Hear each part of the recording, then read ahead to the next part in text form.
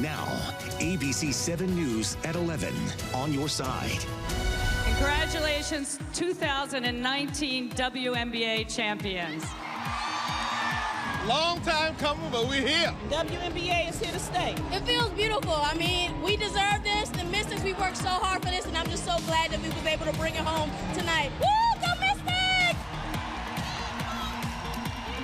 Right now at 11, history is made. The Washington Mystics are your 2019 WNBA champions. And it was a great game, close most of the night, but the ladies pulled out the win in front of a huge hometown crowd. A night of firsts, including a championship title for the Washington Mystics. This team, they fought until the very end to bring home a victory. And they broke away in the fourth, and it really was fantastic. The ladies beating out the Connecticut Sun by just 11 points. Well, 11 points is pretty good. We have team coverage for you tonight of the big win and reaction from fans who have been waiting for this moment. Our crews are spread out all across the district. We begin with Jay Korf, who watched the game unfold from inside the entertainment and sports arena.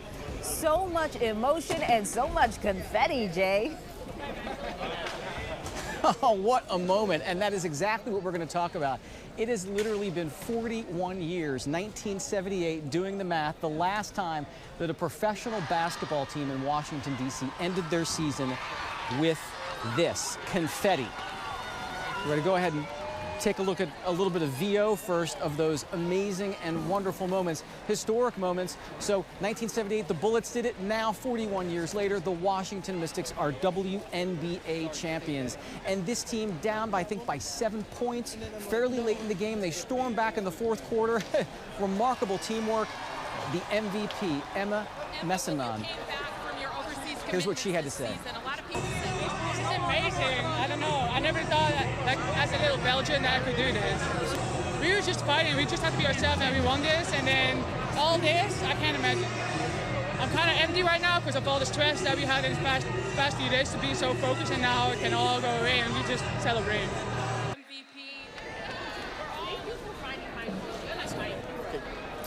And now back live here at the arena, Robert Burton, sports guru. Tell me your feelings in your heart. Well, it's something that you've been seeing since the beginning of the season, really. Especially at the last season when they didn't win the finals, they had to go up against the Storm. They didn't have an Emma Messinon. They didn't have a 100% Elena Delle Donne. They said, all right, what we're going to do is we lost that. We're going to run it back. And that's exactly what they did tonight. Now, I will say this. Natasha Cloud, the point guard for the Washington Mystics, told me something that a lot of us do not know, and that is that Elena Delle Donne actually has 3 herniated discs. Not one, not a small disc herniation, but 3 full herniated discs. And she still played in game 2, 3, 4, and 5. So she played all the way through. Now, we were on the court, and we actually got to talk to the players, and they were so emotional after this Game 5 win. I gave him that guarantee because we're too good at home. This atmosphere, this team, we're too good at home. Man, I'm speechless. I can't even tell you what it feels like. You got to experience it yourself. You might want to put a jersey on, get on the team. Oh, man, I'm hyped. I'm hyped.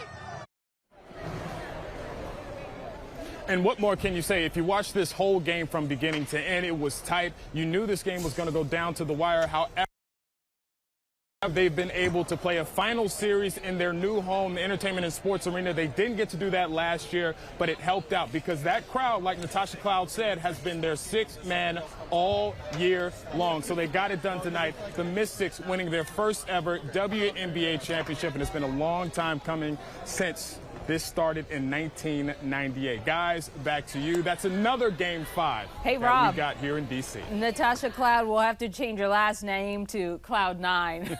They are what on a great high. way to break in a new stadium, too. Absolutely. Yeah, the first year we broke it in, we won. Winning spirit. They are cheering them on through every heart-pounding second.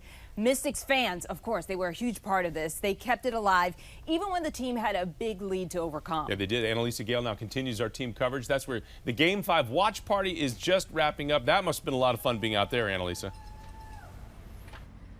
Jonathan, Michelle, that's for sure. I can tell you the fans were screaming so loud that they wanted the players to hear them for sure inside, and they were hoping they were hearing them. And these were some of the signs they were holding up. Let's go Mystics. We believe. They definitely believed. And, you know, Robert was talking a little bit about the home court advantage. We know for a fact that fans were definitely excited to have this team winning in their backyard here in Southeast Washington. Here's what they had to say about that. How does it feel to see the Mystics take it all? Well, it's excited on two fronts for me because they took it in my backyard. I live in Congress Heights. I love Ward 8. I love the Mystics, and I love girl power. Amen. So they did it. They held it together. They didn't panic, as most women do not, and they brought home the W. They've been great. Been good for the city, been good motivation for the other sports teams. Them with the Nats and Caps are helping me forget about the Redskins. And we know on Tuesday at the last watch party in Game 4, a lot of people were saying it's not over. It definitely was not over, and we're happy to see this big win tonight. Live from Southeast, Annalisa Gale, ABC 7 News. Smiles all around town. Annalisa, thank you. This is the Mystics' second trip to the WNBA Finals and their first championship. As for the coach who helped lead the team to victory, he's a legend in his own right. He is the winningest coach in WNBA history. And get this, before coaching the Mystics, he was the head coach of the Connecticut Sun, their rivals tonight. We have much more from the Mystics on this coverage coming in sports, including how the team says this year is different from last year's near win. All right, as we move through our Thursday evening, an exciting one around the DMV. Stands at 67 degrees. Reagan National, a little bit cooler off to the west, lower 50s along the I-81 corridor. Do want to talk about our forecast for tomorrow. Highs a little bit cooler than we had earlier this afternoon, making it into the lower 70s. Still a lot of sunshine to enjoy, so grab the sunglasses as you head out the door come tomorrow morning. Coming up in a few minutes, talking about the fall color change and how far you're going to have to travel this weekend to see something good. More on that in a few minutes. Steve, thank you. 7 is on your side tonight as communities come together against the crisis that is the rise in violent crime in D.C. There is now a second emergency meeting that was held tonight in the Shaw neighborhood. 4 people have been murdered in Ward 6 in just the past 24 hours. Now, Ward 6, it covers a wide area from the Navy Yard in Southeast to Shaw in Northwest. Heather Graff was at tonight's meeting and met a mom who is tired of being afraid. Spend a few minutes in the Shaw neighborhood of D.C. and you'll see patrol cars coming and going. An increased police presence that 6E Advisory Neighborhood Commissioner Alex Marriott has noticed. But after several recent shootings, including this one that took the life of a 19-year-old, Marriott knows the current response isn't nearly enough. That's just a Band-Aid. You need to look at the deeper systemic issues that are going to help prevent this kind of violence. So for the second day in a row, an emergency public safety meeting took place in this community. We really believe that this meeting is needed. And as she held her 11-month-old daughter in her arms, Jenny Stockman faced MPD leadership and shared her story. I had a gun pulled on me across the street in front of a daycare at 5 p.m. with my child. It was inches from her head. A scary encounter, but lately, she says it's not uncommon in Shaw and in other parts of Ward 6 as well. A week later, I get woken up by the gunshots and I witnessed the man dying in front of my house. These kids had that weapon out in front of you with no regard for your safety, no regard for your daughter's safety, and that's what has to change. It's the lack of change that people in this room are fed up with. We're going to be doing some more initiatives that you're going to hear about in the coming days. And for her daughter's sake, Jenny can only hope DC police keep their word. Why has it taken somebody dying for us to get together and talk about this? And what you're looking at right now is a crime camera that is a new addition to the Shaw neighborhood, put here in response to the recent uptick in gun violence. But today, DC police said the new initiatives they plan to roll out over the next few days will go beyond this and will include resources from several government agencies. Reporting in Northwest Washington, Heather Graff, ABC 7 News. Heather, thanks. And Ward 6 is also home to Nats Park, which is set to host 3 and 4 of the National Championship Series. Yesterday, a 15-year-old boy was shot and killed on Half Street, which is just 1 block away from where Nats fans lined up to get into last night's watch party. It was the second murder near the park in 3 weeks. With fans from around the country now coming for playoff games, 7 on Your Side asked the mayor if she was concerned about this. I would say that we had violence within feet of D.C. residents who want to be safe. And yesterday, a 15-year-old child was murdered in James Creek, also in Ward 6. Now, in the meantime, tonight, the reward for the information on that 15-year-old's killer is now up to $50,000. Thomas Johnson was a student at Anacostia High School. And digging into the numbers tonight, while D.C.'s number of murders is higher than last year, the pace at least appears to be slowing. It's a good trend. Right now, the murder rate is up 6% in the district compared to this time last year, which is actually an improvement compared to the 38% jump between 2017 and 2018. 7 is on your side and has been tracking how weapons trafficked from Virginia play a big role in gun violence. To see our exclusive interview with the U.S. Attorney for Eastern Virginia on gun trafficking, just head to WJLA.com or the ABC7 News app. New tonight, an honor for a Montgomery County teenager who was killed in a tragic accident. Jake Castle fell off his bike and was hit by a car in Bethesda in August. Today would have been his 18th birthday, and students at Churchill High School lit paper lanterns in his honor this evening. Castle had been the school's mascot, and the school replaced its scowling bulldog face with a smiling one to reflect his personality. Well, coming up for us here at 11 o'clock, a mother's anger comes lashing out. I want to rip you limb from limb. The words to her daughter's killer and why the woman's family cheered after the ruling from the judge.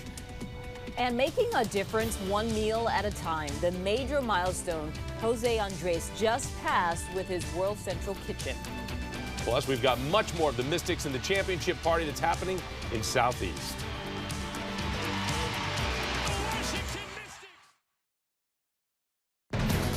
You're watching ABC 7 News at 11 on your side.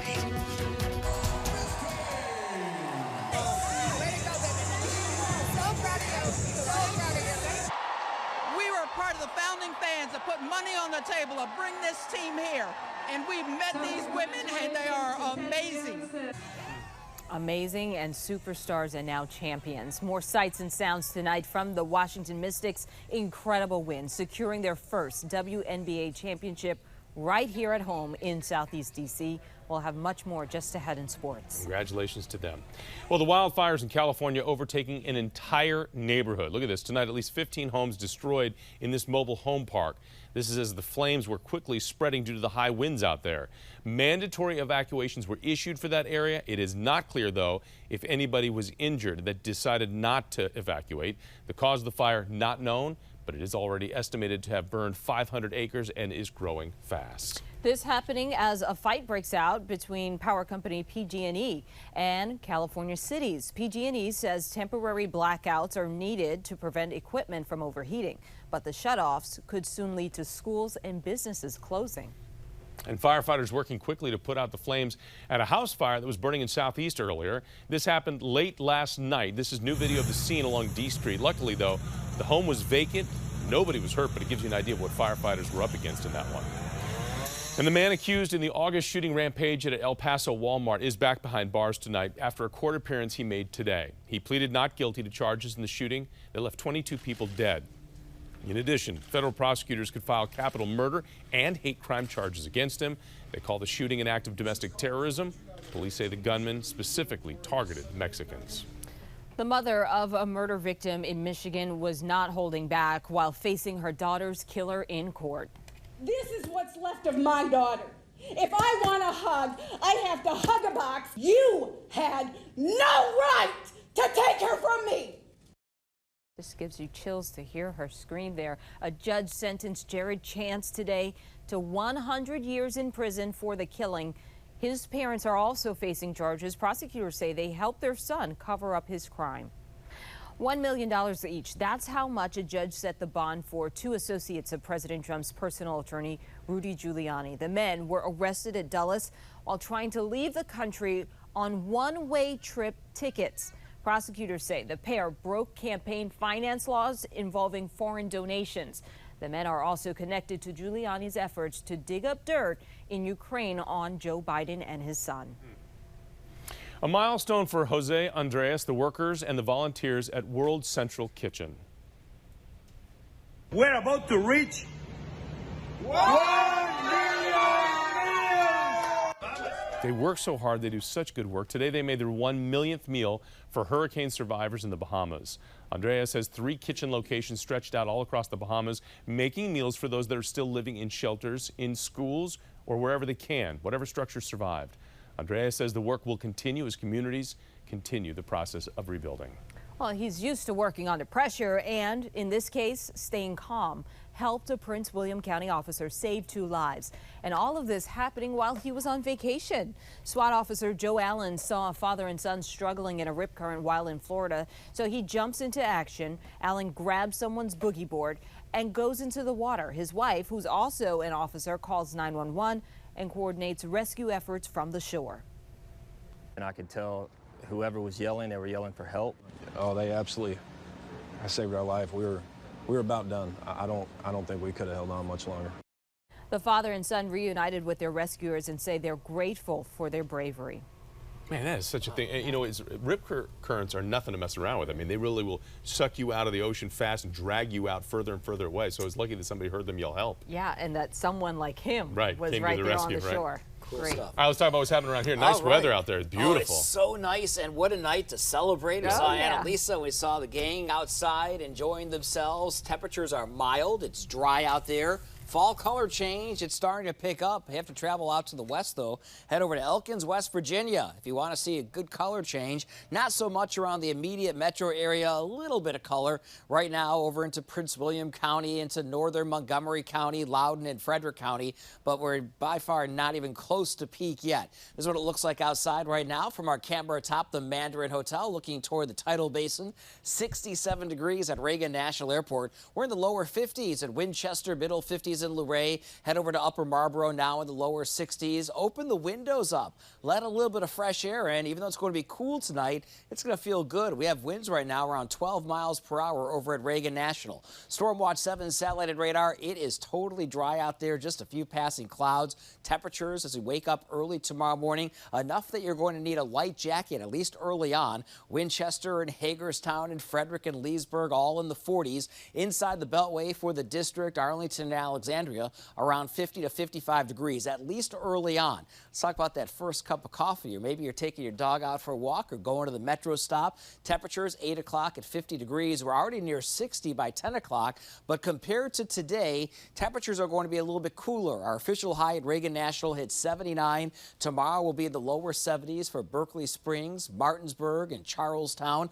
For the district, Arlington, Alexandria, over toward Potomac, Upper Marlboro and Clinton, you'll be at around 70 to 75 degrees. A comfortable and sunny day tomorrow for southern Maryland, and the same as you head south and west of town. Luray at just around 73. Let's talk about our next wet weather maker. It is set to arrive here in the middle of next week. We have the first cold front that arrives Saturday into early Sunday. That moves through dry, but this cold front right here during the day on Wednesday may bring us measurable rain, even a chance for a few thunderstorms with some gusty winds and some heavier downpours. Once again, well into the future, not until Wednesday of next week, but we need every drop we can get at this point. Here's your 7-day outlook from Stormwatch 7. We're at around 75 on Saturday. That weak cold front moves on through. A cool start to our Sunday. Army 10-miler, temperatures upper 60s by midday. Columbus Day looks great at around 75 degrees. And don't forget to download your Stormwatch 7 weather app. Could come in handy as we move into the day on Wednesday. I'm Nate and Veronica in bright and early tomorrow morning on Good Morning Washington. We're back after this. Well, this certainly was an odd break-in, and it had a hilarious reaction to go with it. All of it was caught on home security cameras. That Ohio teen walked into his home and he found a mess. And then he found a goat. Turns out the goat had escaped from a nearby farm, smashed its way into his home through a glass window, and then it got tired and just fell asleep in the bathroom. Animal control officers eventually showed up, and they removed the uninvited Yes, that's a big goat. Yeah, and a big surprise. Well, all little ones like to tease their moms, and it turns out that's also the case in the animal world. In Scotland, a camera in the lion's den at a zoo caught the moment a cub scared its mama. All right, so he sneaks up behind her and startles her so much that she nearly flips over. The cub backs away to see if he'll get in trouble, but mom seems to take it all in stride. She's used to it. He's probably done that a couple times. If he does that to Dad, he might have a bigger problem. But Mom, it's all good. A wild night for the Mystics. It ended up with a win. It was such a great game and a great season. Yeah, lots of ups and downs, but they ended on the up note. Our Robert Burton is live in Southeast, where the celebrations are underway. They cleaned that place up pretty fast. They did. Well, not exactly, because I do want to show you this. Look at the court. I mean, it's a mess. Confetti all over the place. It's a good mess, though. It's a championship mess. Coming up, we'll tell you something that no one really knew about Deladon during this series. That's coming up next in sports.